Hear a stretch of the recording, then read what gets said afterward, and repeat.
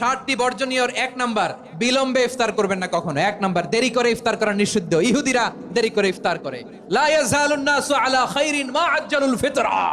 বিশ্বনবী বলেছেন, এই উম্মত যতদিন আগে আগে ইফতার করবে, এই উম্মতের কপাল থেকে কল্যাণ কেউ ছিনিয়ে নিতে পারবে না। চিল্লায় বলেন ঠিক কি না?